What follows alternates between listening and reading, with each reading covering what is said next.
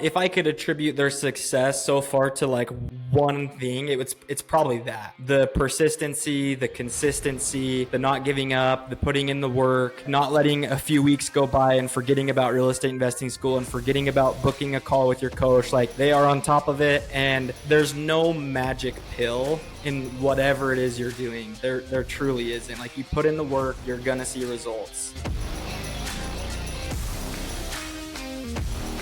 What's up, everybody? Welcome back to the Real Estate Investing School podcast. This is your host, Brody Fausett, and today we have a real deal episode.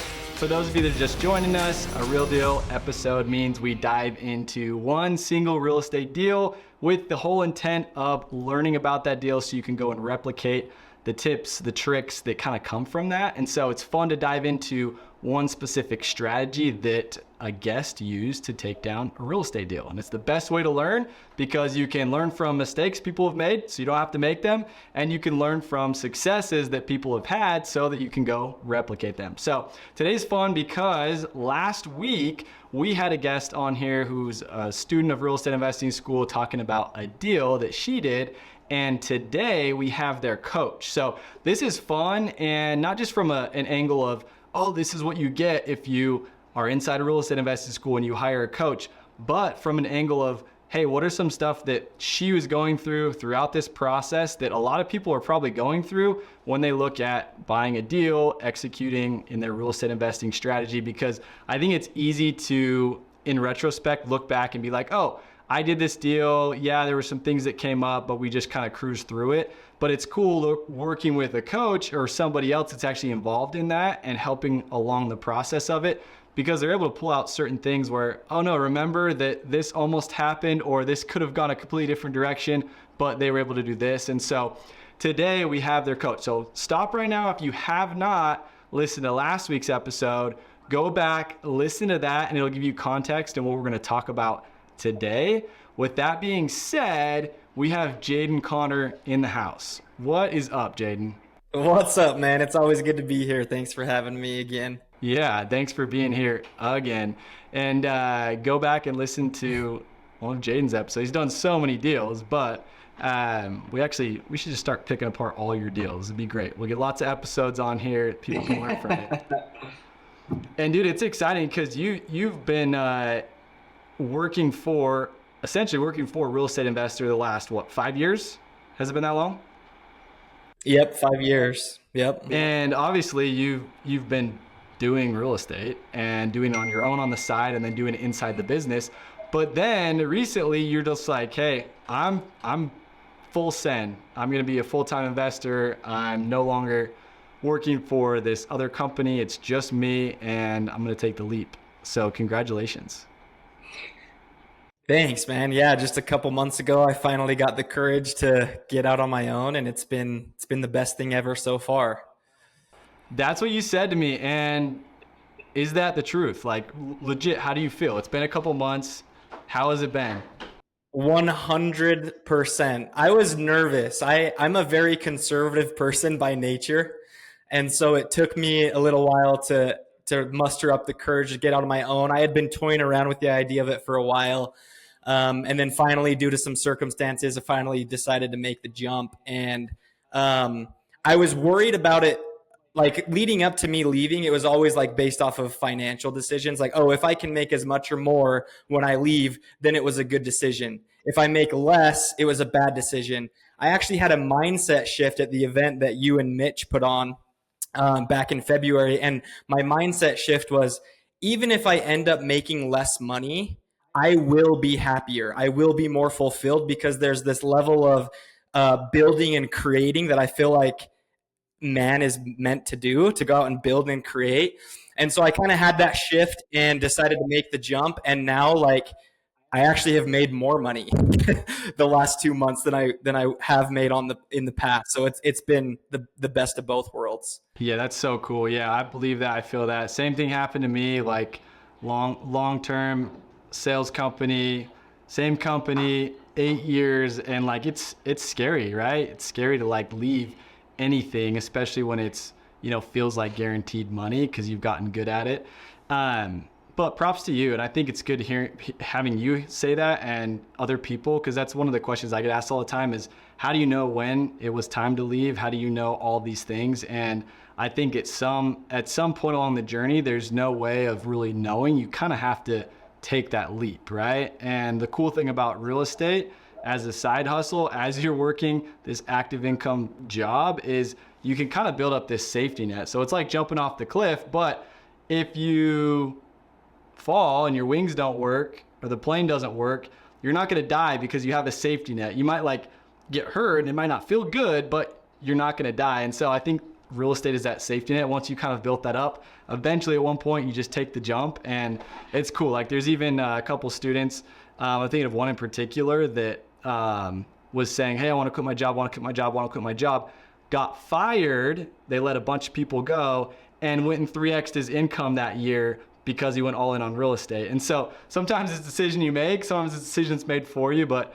either way, I think it kind of becomes pressures of privilege, and you're put in this situation where it's like, hey, I hope these wings work. Like, let's go full send. So that's awesome, man. Yeah, 100%. I agree. Well, in relation to that, tell us kind of how I guess specifically the process was working with Morgan on this deal, because such a cool deal in general, and you got to see it firsthand and be a big part of it. So what was that like? Oh, I love it. It's honestly one of my favorite things as a coach. And I am not here to take the credit because I almost had literally nothing to do with her success. Her and her husband, Darren, are go-getters, and they just get after it and make it happen. So in no way, shape, or form am I here to say, oh, like because of me, they're able to go and see the success. But I do want to point out some of the things that I feel like they could have used as excuses, but because they're go-getters and because they went and got after it, there were no excuses. They probably had, I can think of 4 off the top of my head, things that easily could have prevented them from going out and doing this deal. And it probably would prevent the average person from going out and doing this deal, but they're not the average person. They're exceptional at what they do. And so because they were able to get over these roadblocks, not obstacles, they were able to go out and make it happen. And they're realistically going to make, we'll see, right? The deal's not over. I don't like to count my chickens before they hatch, but they realistically could make $70,000 to $90,000 on this one deal, which is more than they make in an entire year. So it's truly life-changing. Even if they make half of what they're projecting to make, it'll still be completely life-changing for them. So I'm hyped for them. Yeah, that's so awesome. That's fun. Super rewarding. So you said 4 things you can think of off the top of your head that would hold back the common person or the average everyday person. They'd probably back out. Let's maybe dive into that and what those are so that people can be aware of them and see if they're making those same mistakes or how to kind of avoid them. Yeah. So the first one is kind of broad, but just like the lack of experience. To take that a little bit further, it's like not knowing how to run the numbers, right? So this is a flip that that they bought. They've already closed on it. They're in the process of doing the remodel. And the average person could look at this property and say, oh, like, I don't even know how to run the numbers. And so it just prevents them from taking the action. But instead, they got out, they understood that they had a due diligence period. So while they had it tied up, they were able to get those numbers dialed in.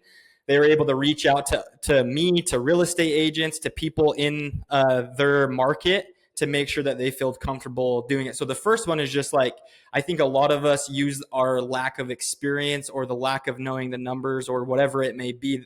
Lack of experience could be a number of things, right? But rather than using that as an excuse, they just went full speed ahead and just realized that they were going to figure it out one step at a time. And eventually they got to the point where they felt really comfortable with the numbers. And even though they didn't have a ton of experience, they were able to kind of mitigate a lot of that risk of the unknown by leveraging professionals and agents and other people to help them feel really comfortable with it. So I'd say that's probably the first thing. Yeah, that's so good. That could be like one of the most common things that people struggle with is I'm not ready yet. It goes back to like, leaving the W-2 or whatever. At some point, it's never going to just align perfectly where, hey, this is an easy decision to make. It always might be a little difficult. And I think when we think of like fear and lack of experience, they go hand in hand, right? Because a lot of times it's, oh, I'm scared to do this because I'm not qualified, which really just comes down to lack of education. And so I think that the way you explained it was perfect, where it's they knew they had to do diligence. It's like little baby steps, right? So let's just take this step and then we'll figure it out, right? We don't have all the answers. Let's rely on experts. And you slowly start to get more and more education, which eliminates a lot of that fear, because now you start to know, right? It's why are people afraid of the dark when the lights go out? They don't know what's behind there, right? It's a lack of like that knowledge. They think something's gonna pop out and scare them, but once they realize it's safe and good to go, then all of a sudden, it's not as scary and it's easier to do it. So love that. Number one, what was another thing that kind of was a breakthrough for them? Yeah, another thing was the lack of money. So they didn't have a ton of resources capital wise to go out and put 10 to 15 to 20% down on an investment property to go buy, whether it was hard money or a conventional loan. They didn't really have those resources. And so while they were under contract, they were able to go out and raise a lot of the money from friends and family. And not only were they able to raise all the money for the down payment, but they ended up using like $700 of their own money so far. And typically, like I come from like the off market, the flipping world, where most people go and use hard money, where they're paying 2% origination, they're putting 15% down, and then they're paying 12% interest. If I remember right, I think they got their in-laws to fund the down payment interest free for an entire year, for an entire 12 months. And if they can't, or maybe it was just for the rest of the year, I can't remember. But either way, it was either till the end of this year or for one full year. And then if they reach their deadline, then it bumps up to 2% interest only. Like, do you realize how insane that is? It's basically free money that they went and raised. And it literally fires me up, because I guarantee everybody listening to this podcast has somebody in their sphere of influence that knows that has money. Somebody in your sphere of influence, if you're listening to this podcast, has money and will happily give it to you. Maybe they won't give it to you for free, and maybe they won't give it to you for 2%, but I guarantee if you're willing to pay them a little bit of a return, you can go out and get the money. Like, stop using no money as an excuse. So it just fires me up. Not only were they able to go get it, but they basically just negotiated the best hard money loan that I've ever heard of ever. So it was pretty awesome. Yeah, that's and I think it's so cool, because it's so funny. Things happen in general, right? And I feel like there's one or two people. One, they take that circumstance of that thing, and life happens, to me, and this happened, and da da da da da. Versus like life happens for me. And I think hearing that, you get some people that are like, oh well, yeah, if my in-laws would have done that, or if my parents, or if I knew someone that would give me this good of a deal on money, these good of terms, then I could go do the same thing. And then they never do that, because that's their excuse for not getting in the game. And so I like how it's phrased, of just like, yeah, like there's someone out there that's willing to go do something similar to that. And if you can't find that, then the deal also might not just be good enough, And so now work on, that's a you problem, right? Of figuring out, hey, how do I go get a better deal where someone wants to be a part of it, or somebody, there is no risk, or whatever it is. Don't make it an external problem, make it an internal thing that you can control. So good. Okay. So I love that. Not letting the money hold them back, or lack of money hold them back. Anything else that kind of stood out in this process of working with them that you're like, oh, people could learn from this?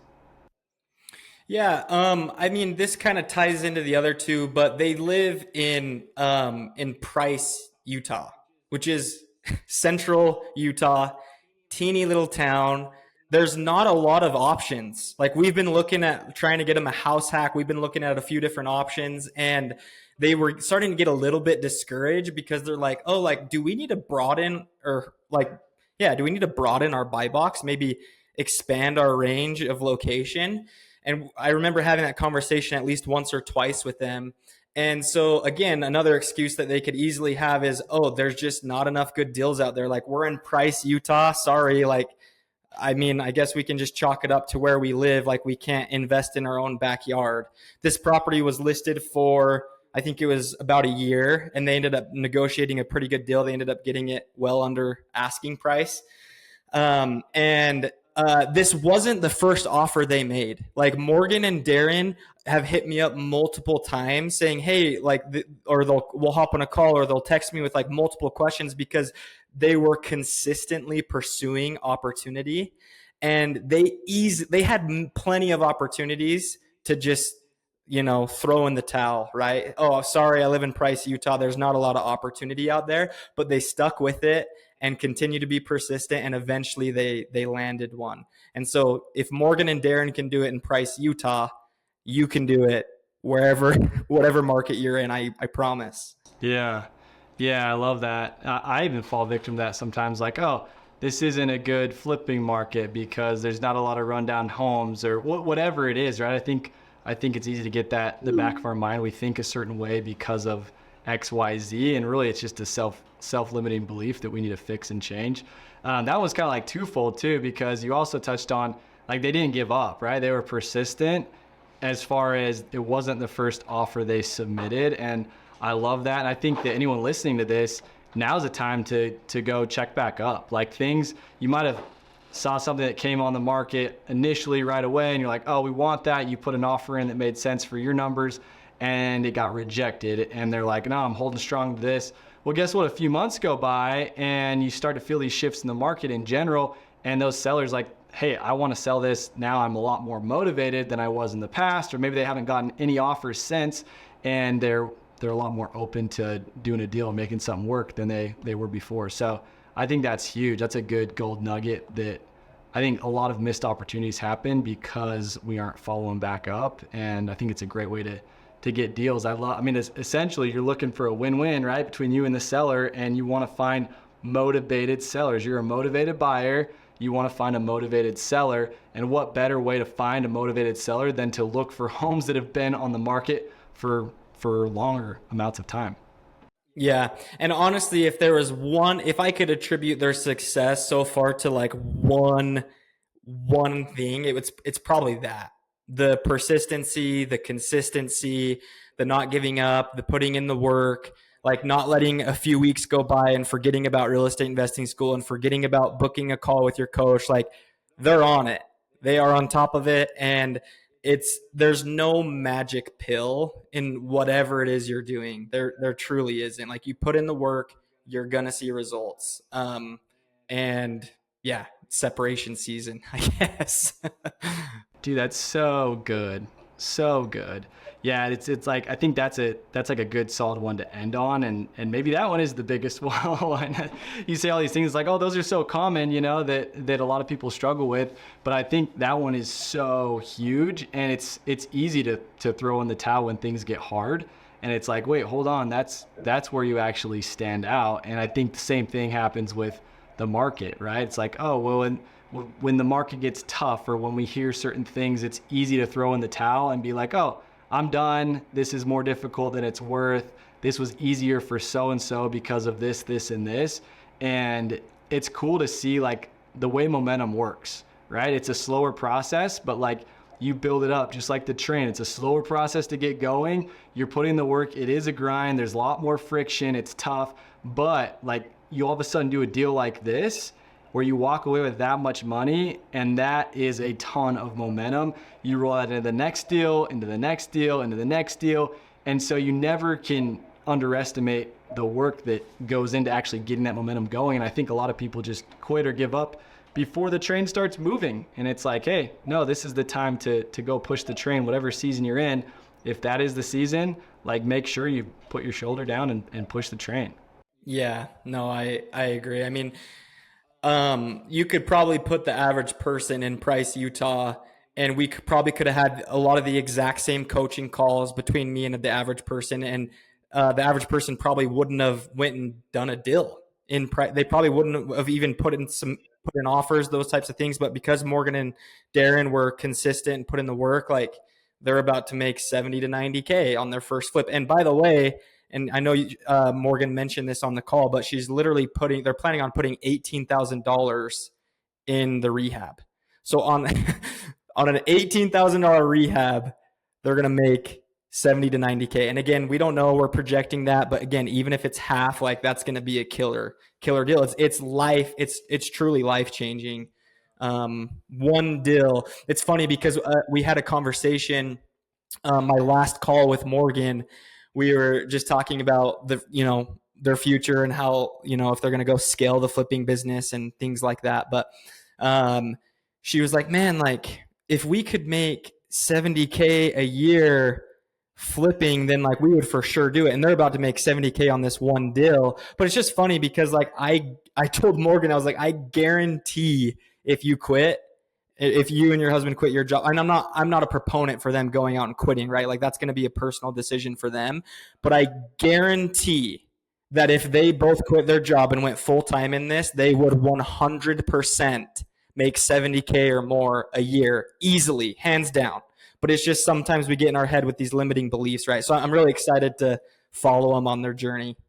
Dude, you're on the quit your W-2 train. I like it. But I've had a few. That's right. I think it's so awesome. I've had a few friends that kind of done that in the last couple of months, and a couple people from my mastermind group, and they just know that I celebrate that stuff. It gets me so hyped because it's like, dude, you're in control, and I'm a huge believer in people have way more potential than what they think. You're worth way more than getting sold on this safe X amount of dollars per year type income. And it's like, no, that might feel safe and feel like good, but you're worth so much more. Don't let somebody else buy you out. And obviously you do it smart. You don't do it stupid. You make the right decisions when you do it and build up that safety net. But so awesome, brother. This is, and once again, props to you, because I know you're a humble guy and I know you don't give yourself a ton of credit, but all of your students rave about you, and it's huge, man. It's one thing when you're doing it on your own and you feel like you're on this island, especially when you're just getting started or trying to scale, especially when things get tough and you run into different situations. So thank you for being a good coach, helping them along the process of it. And it's changing lives. Like ultimately that one deal like makes such a dent that it's going to impact everything else moving forward in their entire lives, in their kids' lives. It's so cool that you're a huge part of that. So thank you. Yeah. Oh, of course. It's an honor to be here to cheer them along. So I love it. Awesome, brother. Well, we'll link your socials and whatnot so people can connect with you as well, just in the show notes. But thanks for jumping on here, man. Thanks for talking through this. I think that this is really good. It's real, it's raw, and it's going to help a lot of people that are going through really the real estate grind and journey right now. So thanks again. Yep, absolutely. Thanks for having me. We'll catch you guys on the next one.